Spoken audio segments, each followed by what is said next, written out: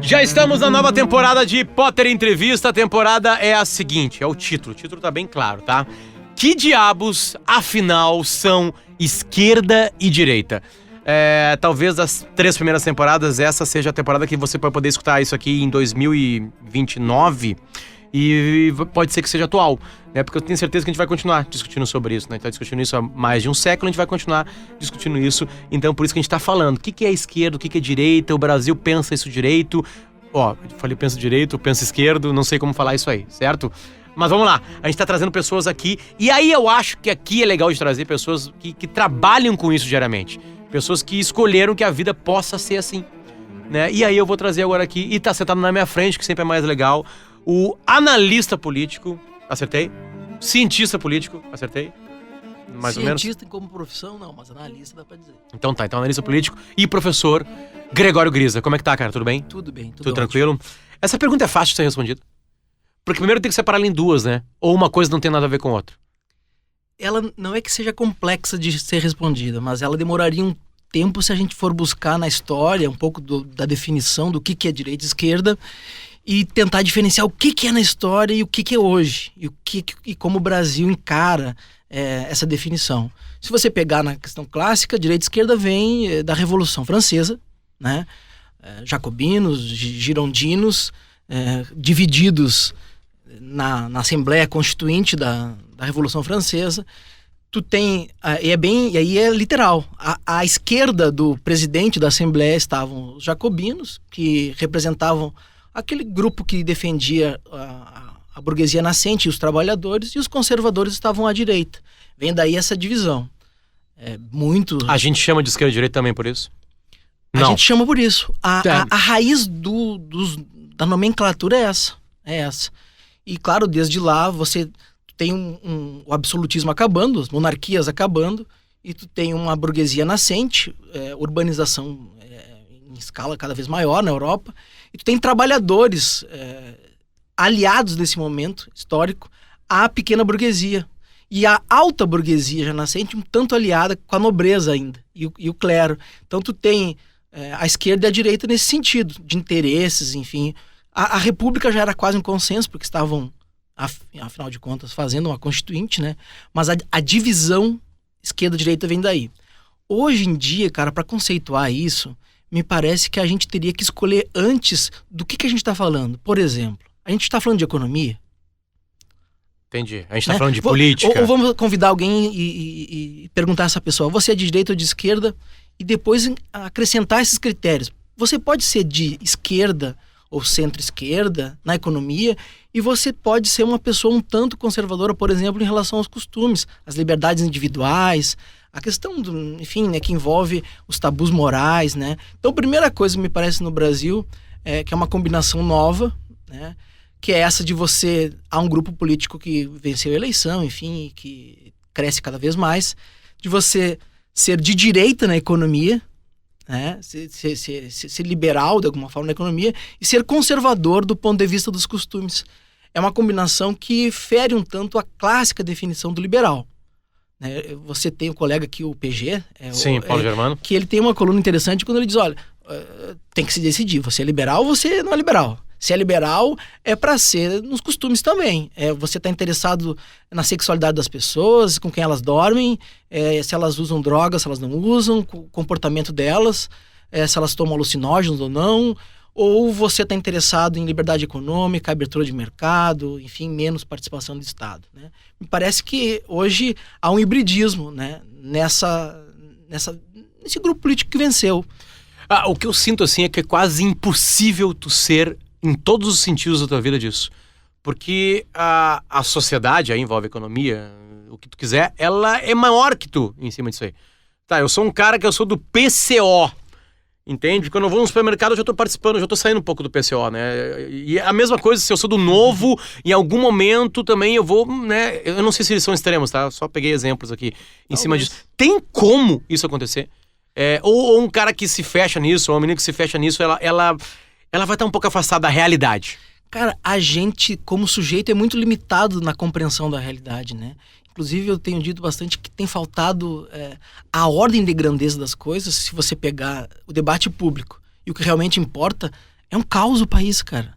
Por exemplo, debate público, corrupção. Não é um mote importantíssimo?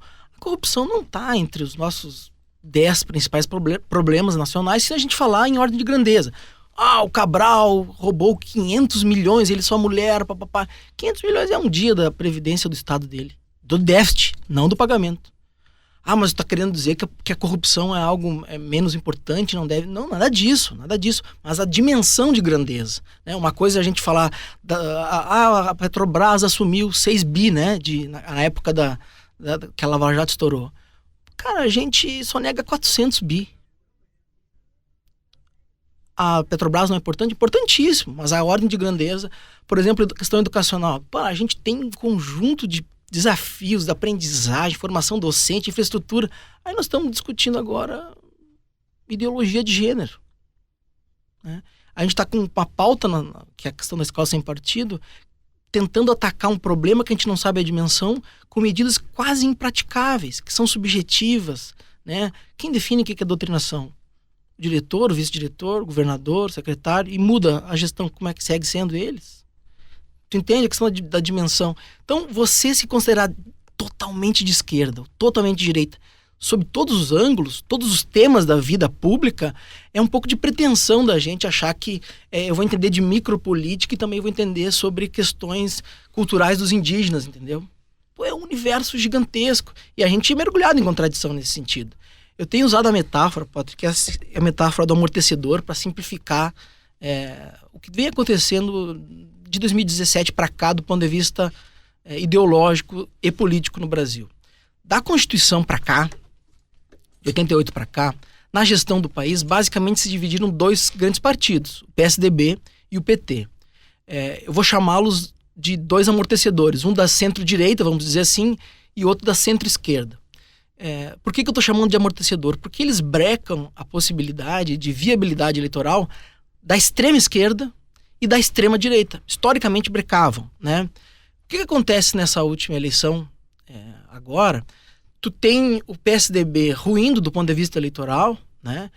Perdeu bancada, perdeu assentos nas bancadas estaduais também, governadores, enfim.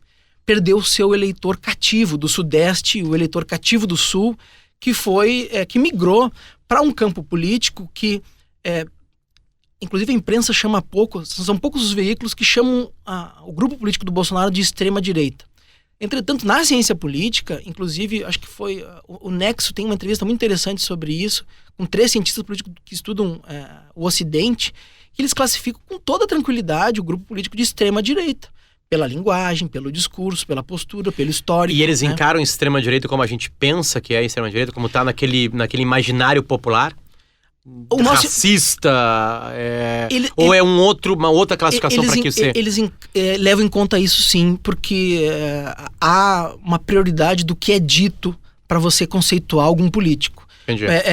Político tem na oratória a sua ferramenta, né? Como é que a gente faz? A gente não considera o que o político fala? Mais o que ele fala do que mais o que ele faz? Agora, como em relação ao que se faz, o Bolsonaro a gente não tem como saber, tá? Sim. O governo que vai começar... o conceito que a gente atribui a ele é referente ao seu histórico. Entendi. Entende? Sim, agora, há 2 anos esses mesmos caras podem chegar e falar, opa, não é extrema-direita isso aqui é sei lá o quê, é outra coisa. Exatamente. Entendi. Então, tu entendeu a metáfora dos amortecedores? Sim. O PT não ruiu, cara. O PT forma a maior bancada, o PT faz 4 governadores, o PT vai pro segundo turno, o PT teve 44, né? 40 e poucos % dos votos. Perdeu a eleição, vem perdendo desde 2016, mas do ponto de vista quantitativo, ele não deixa de ser um amortecedor. Tanto é que o PSOL, vamos dizer PCB, PCO, não tem viabilidade eleitoral. E o partido do Bolsonaro praticamente não existia, né? A figura dele e do grupo dele, bem dizer, foi uma candidatura familiar, né, cara? Online e familiar, porque são os filhos e ele... eles ocuparam esse espaço como aconteceu na Hungria, como aconteceu nos Estados Unidos também, né? Sim. Tá, a gente se afastou um pouco porque é bem complexo exatamente isso. No Brasil, vamos lá, tenta me resumir. O que é esquerda? Cara, eu acho que dá pra considerar esquerda ou centro-esquerda aqueles atores ou políticos que entendem é imprescindível a presença do Estado, em especial em macro e microeconomia. A presença aí, nós ia ficar horas. Sim. Tu tem que ter as gradações, as dosagens do que é ser keynesiano, do que é social-democrata, do que é uma esquerda que propõe um controle maior, por exemplo, da produção. Você me pergunta, mas dá subsídio como a Dilma deu, né? Hoje, voltando à questão da dimensão, são 300 bi de subsídio, né? Isso seria uma política de esquerda ou de direita? Você pega a economista Laura Carvalho, por exemplo, no livro dela, ela diz, não tem nada de esquerda em dar subsídio porque são isenções fiscais, muito usadas por liberais, que entendem que ao permitir que o mercado reinvista, enfim, na produção, e que ele fique com dinheiro, ou seja, o empreendedor fique com dinheiro, a gente teria uma dinamicidade econômica maior. Não aconteceu assim. Entretanto, o imaginário brasileiro classifica a política adotada em especial no Dilma 1 e Dilma 2, né, como uma política de esquerda, entendeu? Entendi. Então, há essa confusão. Ser de esquerda seria, então, portanto, priorizar que o Estado tenha uma participação forte, e aí não só do ponto de vista de induzir políticas econômicas, políticas industriais, enfim, mas ofertar serviços, né? Nossa Constituição prevê um estado de bem-estar social, que está longe de acontecer, mas prevê questão de moradia, saneamento, educação. Até no salário mínimo se mexe, né? Exatamente. Tá tudo na Constituição no nosso caso, né? Sim. Não sei até que ponto isso é bom. Tu notou uma coisa, né? Eu te fiz a pergunta e tu foi pro caminho econômico. É impossível não ir pro caminho econômico? Me parece que a economia tem um grau de determinação muito relevante, cara. O pessoal acha assim que o Bolsonaro venceu porque a segurança é uma pauta, e é verdade, é uma pauta muito grande. Todo esse debate em torno dos costumes, ele teria angariado, enfim, admiradores. Eu acho que isso explica pouco. Me parece que a recessão, o desemprego e um certo sentimento de dificuldade de retomada da atividade econômica fez com que o eleitor optasse por mudar qualquer coisa que não fosse aqueles ali que estavam lá já. Entendi. Entendeu? Bom, e entra quase tudo junto. Entra o PSDB, entra o PT. Exato. No caso, sim, porque o PSDB, durante os anos do PT, cara, teve estados estratégicos na mão. Sempre teve São Paulo, teve o Rio Grande do Sul, né? Minas. Teve Minas, exatamente, que são motores nacionais. Sim. Então é claro que o PT estava no governo federal, mas tu tinha o PSDB em vários espaços, né? E o que é a direita? A direita me parece que, partindo primeiro do ponto de vista econômico, sim, nós, pelo que eu tô vendo da equipe do Paulo Guedes... Não, esquece o Bolsonaro. O que é a direita? Cara, é o que nós vamos ter. Do ponto de vista econômico, é aquilo ali. É um foco muito forte na privatização e sabe que a direita e a esquerda tem suas premissas fantasiosas e me parece que dá pra dizer que a da direita é a seguinte: se nós privatizarmos tudo melhora. Todo tipo de gestão privada é melhor que qualquer tipo de gestão pública. São premissas que, cara, cada caso é um caso. Do outro lado, a demonização da privatização, sem nenhum embasamento em evidência, sem nenhum... Tem que ver que caso que nós estamos falando, de que estatal, de que ramo é estratégico ou não, lucra ou não lucra, que perfil de trabalhador, que vínculo trabalhista tem naquela estatal, porque isso eu tenho que realocar gente, eu não tenho... de alguma forma o Estado pode prescindir de ser majoritário, por exemplo, no Banco do Brasil. Sim. Como é que eu faço com o Plano Safra no Banco do Brasil, 300 bilhões para o agronegócio, que é uma das nossas principais correntes de crescimento? Como é que eu faço na iniciativa privada? O cara paga duplicata 7% no Banco do Brasil, altamente subsidiado. O cara, eu tô falando do grande produtor de soja. Sim. Ele vai pagar 41, que é o que o Itaú cobra hoje, 42 do Bradesco. Quem é que vai comprar o Banco do Brasil? Quem vocês acham que vai comprar? Se não é o Itaú e o Bradesco junto, é o Santander, é o HSBC, alguém vai comprar, é o Banco Boston, e eles vão, assim como a Caixa e o banco, eles vão adotar políticas de subsídio, de fomento, a baixos juros, enfim. Agora, privatizar a estatal lá da TV lá, né, que tem do trem, isso me parece da razoável. Telefonia? Como teve antes. A telefonia, muita gente questiona o preço, enfim, né? Sim. E os serviços hoje, a escala ampliou de uma maneira, né? Mas os serviços também não são os ideais, né? No Brasil são poucos os exemplos legais de qualquer lado. Tipo, cheio de novo. Tu tava definindo direita. Agora vamos pro costume, vamos lá. Como eu disse, essa combinação... Por isso que não tô que eu tô tirando os liberais clássicos da direita, ou da direita radical. Por quê? A direita radical também se caracteriza por uma postura conservadora nos costumes, por uma postura que quer que o Estado interfira nos costumes, que quer, por exemplo, um projeto de lei que há na Câmara que se impeça o aborto em caso de estupro. Quer que o Estado interfira, não é ter Estado? No argumento deles, não, nesse caso. Aí seria uma proteção da moral, né? Uma proteção dos bons costumes.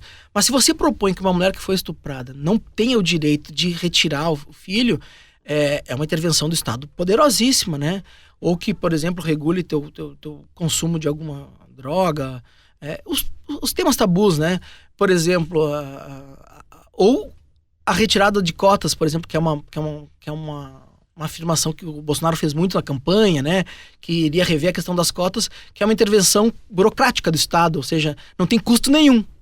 Só assinam uma lei. Sim. E inclui as pessoas. Ou não. Seria a retirada do Estado desse viés. E há também, cara, no caso, não tem como não tratar da escola sem partido, uma intenção muito forte da escola pública não mexer em temas que a família não deseja, né? Mas que família é essa? Eu não sei, eu tenho 30 alunos, eu tenho que atender qual família, né? Eu tenho 30. Eu tenho que escolher... A maioria das famílias pensa como se 7, os outros 6 eu não sei. Tá certo, né? aquilo de que o aluno tem que receber todas as informações possíveis e os pais têm que colaborar com isso? Não tenha dúvida, a Constituição prevê a formação, cabe à família e à escola, e não só a informação, como a capacidade de produzir conhecimento também. Bom, né? um filho, então, um pai com uma camisa do Che Guevara não pode ficar brabo quando o filho tá lendo Eric Voegelin, e um pai com uma camisa do Novo não pode ficar brabo quando o filho tá conhecendo a Revolução Russa, é isso? Não pode, em tese não pode, mas só que o Estado ele não pode incidir sobre essa vida familiar, sobre essa intimidade do lar aí. Se o pai ficar brabo, por exemplo, quando ocorre uma leitura divergente da sua crença, enfim... Agora, porque as pessoas podem ter raivas, gostos, crenças, desejos, impulsos. O Estado, cara, juridicamente informado, cientificamente embasado, através da escola, a escola é o Estado, né? Não pode cair nesse... né? É que nem, uma pessoa cometeu um crime, a gente resolve cometendo o mesmo crime com ela. Isso é a história da humanidade. É assim, a gente, como ser humano, como é que a gente resolve conflito? Nos últimos 15 mil anos. A gente se mata. A gente pega e mata o outro. Porque é super simples. Agora, a civilização, pelo menos de 500 anos para cá, a gente optou por outro ordenamento jurídico, outras lógicas, e o Estado não pode executar uma pessoa que cometeu algum crime, porque ele estaria reproduzindo o mesmo erro que a pessoa cometeu. Entretanto, me parece que isso não é mais consenso também, né? Geralmente, quando começa uma discussão no Facebook sobre isso, exemplos de péssimos resultados, digamos assim, né? E às vezes até definir o que é péssimo resultado é complicado em cima de uma questão como essa aí. Mas vamos lá, eu vou colocar algumas tags, tá? Tags, assim, vamos lá. Entra nazismo, entra Cuba, entra Coreia do Norte, entra Stalin, né? Entra, sei lá, Pol Pot, e assim vai indo. São itens assim. Já foi realizado um bom trabalho de esquerda e um bom trabalho de direita no mundo? Sem dúvida, sem dúvida. E eles estavam nos extremos ou não? Não, não, nenhum dos casos. Porque se a gente traçasse uma linha, o ouvinte pode nos imaginar comigo uma linha horizontal em que a gente coloca os extremos, que eu falei, extremo direita, extremo esquerda, os amortecedores ali, enfim. A gente pode traçar uma vertical para costumes. Lá para cima, ultra-autoritários e ultraliberais aqui para baixo. Então você tem, sim, experiências históricas de autoritarismo de esquerda e de direita. Ficamos com o stalinismo e com o nazismo, né? Nós temos... Nazismo tu classifica como direita? Sem dúvida. Não, assim, né? É terraplanismo, sem nenhum embasamento em literatura, historiografia séria. Atribuir o Holocausto, o nazismo ou o fascismo a princípios de esquerda, né? Agora, só porque as pessoas comparam? Porque o Estado é autoritário. Sim. E se você tem uma crença e uma premissa de que Estado autoritário sempre é de esquerda, você classifica o fascismo como de esquerda. Como é que é aqui? Como é que era aqui? Era de esquerda a nossa ditadura militar?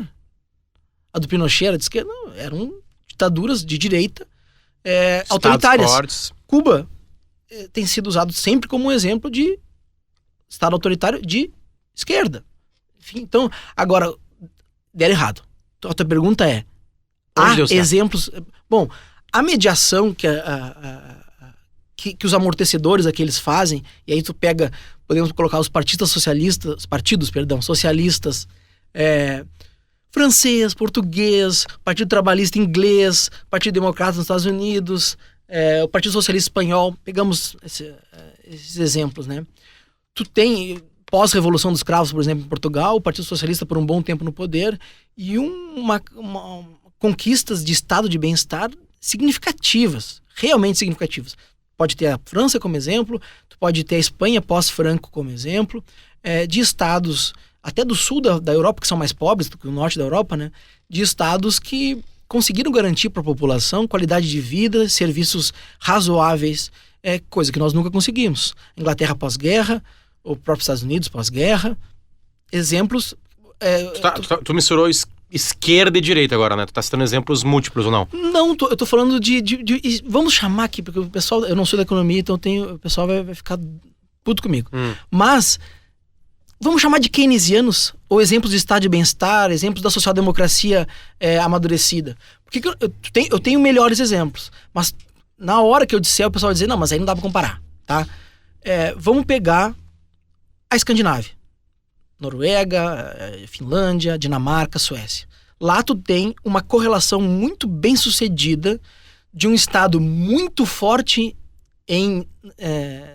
na economia, ou muito forte na prestação de serviços. Na economia, eu vou me corrigir. O estado muito forte na prestação de serviços. Noruega, 50% de carga tributária. Do 0 aos 90 anos, escola de graça, saúde de graça, lazer de graça, ok? Mas a intervenção microeconômica do Estado, ela não é tão potente como parece quando eu te digo esse tamanho gigante. Pô, o cara paga 50% do salário em imposto. E é assim mesmo.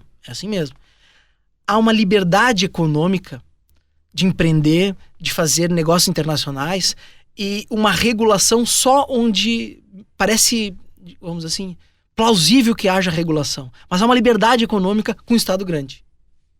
Tu me entendeu?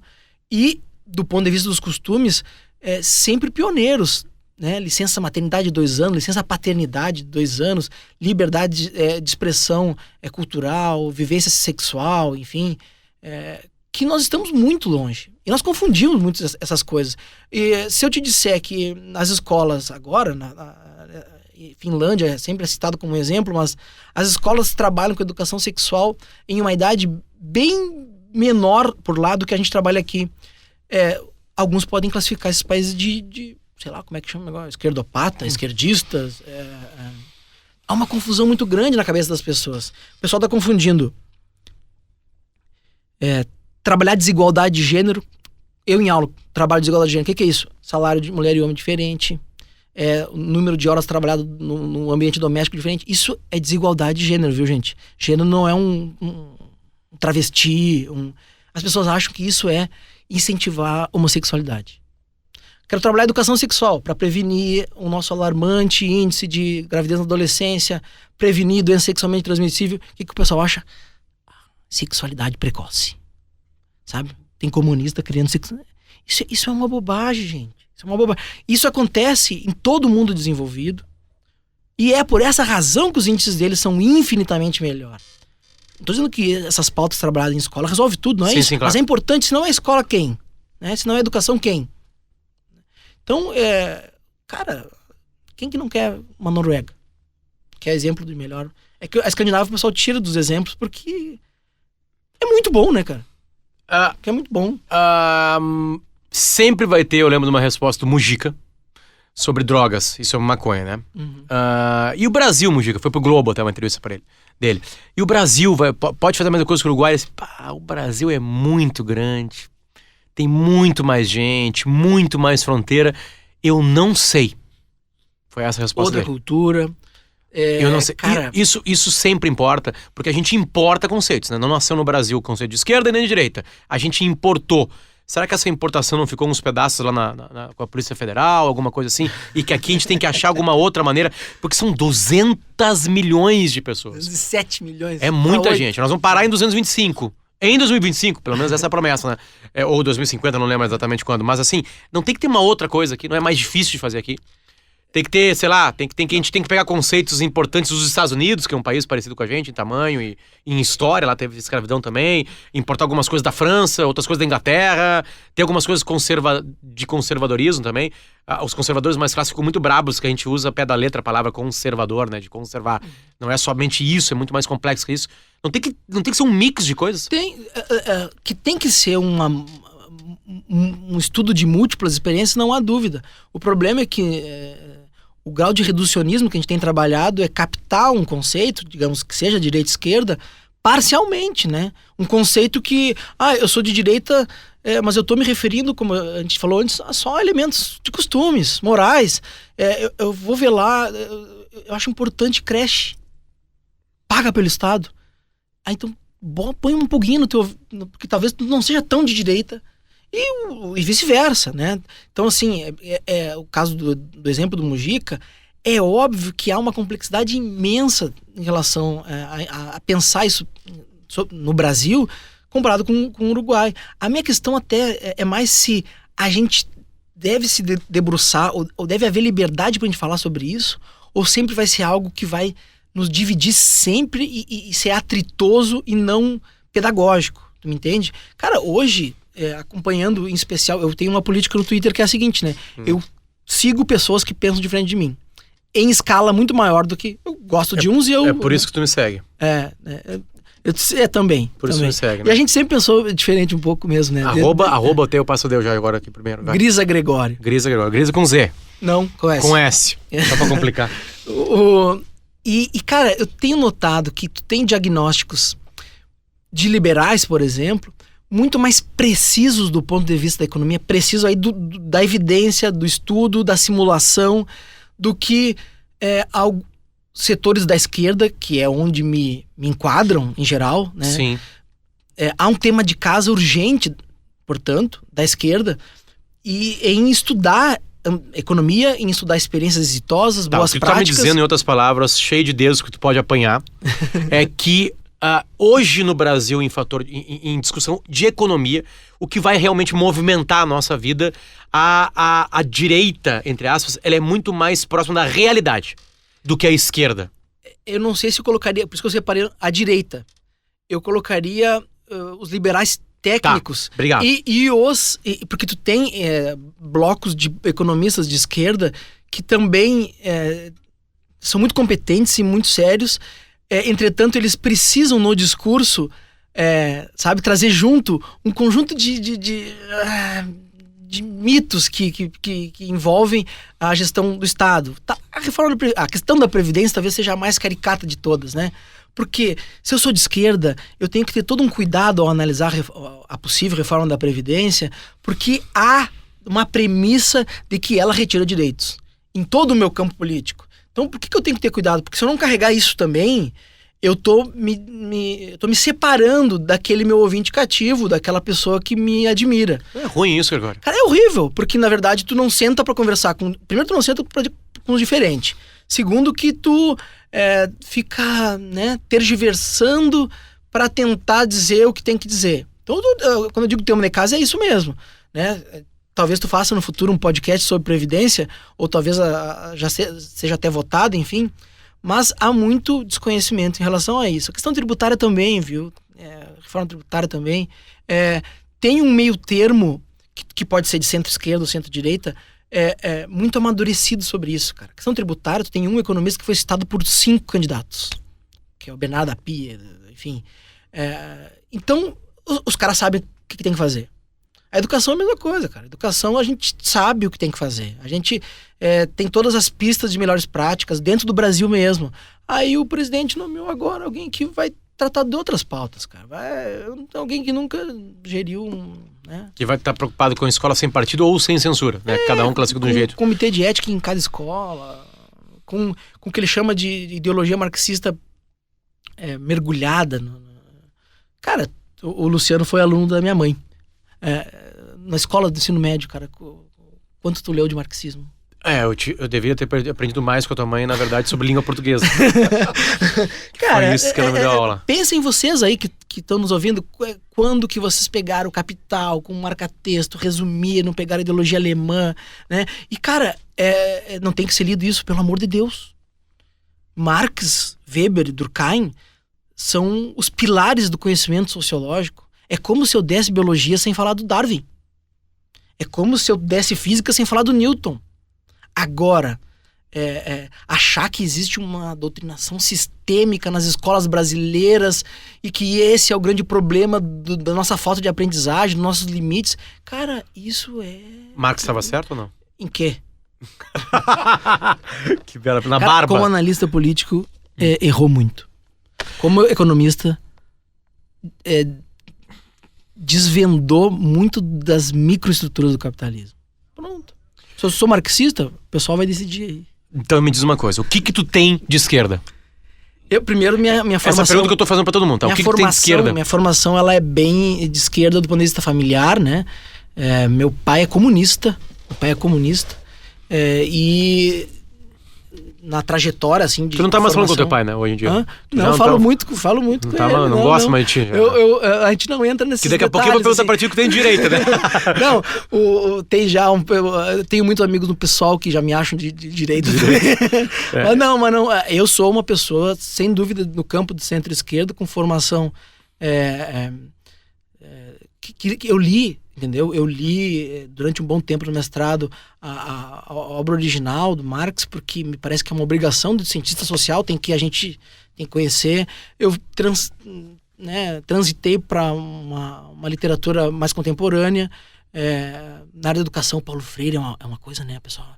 Esse dia eu escrevi na própria Zero Hora um artigo sobre dizendo por que Paulo Freire era o patrono, e eu explico, olha, eu não queria estar falando isso, porque eu não uso mais Paulo Freire. Eu não adoto os conceitos dele. Eu sou crítico a muito do que ele escreveu. Mas eu li. Na graduação eu li. E hoje eu uso outros autores, né? Agora, é o autor mais citado no mundo brasileiro, né? Eu sou de centro-esquerda, se tu quiser Tá. Aí o pessoal diz, do PT? Não é do PT. Tu viu como é complexo? Sim. Eu classifiquei como amortecedor de centro-esquerda do PT. Por quê? Porque é o maior partido, são 2 milhões de filiados, né? Achei o programa do PT agora da eleição ruim. Programa econômico muito ruim. Isso me colocaria pra onde? Pro Bolsonaro. O programa da Marina e do Ciro era muito melhor. O programa escrito, né? Os assessores, economistas, enfim. Agora, eu sou um liberal, imagina, né? Eu não sou um liberal, mas prezo muito pelos valores da Carta de 1948, que para mim é o que tem que reger a humanidade, né? Tô falando da Declaração Universal dos Direitos Humanos, que não tem nada de direita e esquerda ali, tem de civilização, né? E o que tem de direita? Cara, o que eu tenho de direita talvez seja essa curiosidade na área econômica, em especial na microeconomia, a econometria que eles chamam, né? Que é a parte matemática dos dados, que eu tenho tentado aprender um tanto, porque me parece que há ali elementos que foram usados por muitos governos de centro-esquerda, só não diziam, entendeu? Entendi. Sabe PT, sabe Lula 1? Lula 1, se tu olhar a equipe econômica do Lula 1, né, não é de esquerda. Pode trabalhar pro Bolsonaro agora. Não é de esquerda. Eles não vão ao que tudo indica. Tô falando, o Levi trabalhou, o Levi vai. Só que o Levi é um caso à parte, né? O Levi foi secretário do Sérgio Cabral, né? 3 anos. E o Rio tá lá. O Rio não tá uma maravilha, né? Mas, por exemplo, o presidente do INSPER, Marcos Lisboa, era da equipe do Ministério da Fazenda. Eu acho que, assim, ó, você estudar o Marcos Lisboa e o Nelson Barbosa, que era ministro da Dilma, que é um economista muito competente, é um bom caminho para começar esse... E eu tô nessa transição, entendeu? O que eu teria de direita não passa nem um pouco perto, ou de centro-direita, vou dizer assim, dos costumes, não passa nem um pouco perto do que o Bolsonaro representa, do que o governo dele vai representar, mas o estudo da economia talvez seja uma curiosidade que me segue. Me dá um livro para ler de direita. Um livro para ler de direita, cara? Eu acho que os trabalhos não sou um conhecedor da literatura conservadora, aí do ponto de vista filosófico, sociológico, realmente não sou, mas eu sugeriria pro pessoal por não ser, desculpa te interromper, uma coisa que eu não posso fazer aqui no programa, por não ter essa literatura, tu acha que tu ainda é de centro-esquerda? Alguma literatura no mundo pode te bagunçar ainda? É porque, cara, conservador hoje, do ponto de vista caricato, é o Olavo de Carvalho, né? Então eu acho que não me conquista. O Olavo de Carvalho é um astrólogo, né? Mas se tu pegar os grandes ingleses, os grandes americanos, os europeus... O Eduardo Wolff, que escreve aqui escrevia, eu acho, né? Cara, eu discordo em muitas coisas dele, mas eu respeito ele, entende?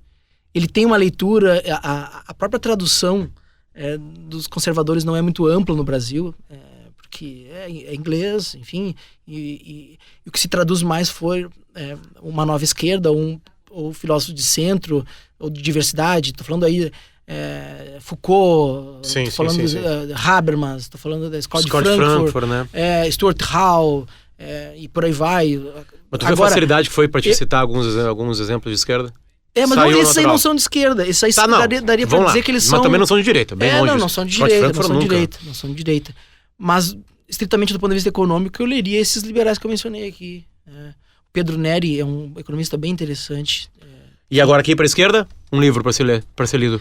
Cara, eu acho que... Eu te dei um livro ano passado, né, do Ladislau Dobor, que se chama assim, sobre o sistema econômico mesmo e a relação do Estado e das corporações, que me parece interessante. Depois a gente pode linkar lá no... Perfeito, deixa comigo. E acho que a Valsa Brasileira, da Laura Carvalho, é um livro introdutório bem interessante de ser lido.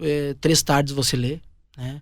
Eu acho que a Laura, apesar de jovem, a Laura passou por aqui muito. Na primeira temporada, ela foi a segunda pessoa a ser ouvida aqui. Isso. Tô falando de coisas acessíveis mesmo, né, cara? Eu não vou dizer pra você, né? Vai ler a Microfísica do Poder, do Foucault. O pessoal vai pegar um chá, vai dormir na 4ª página.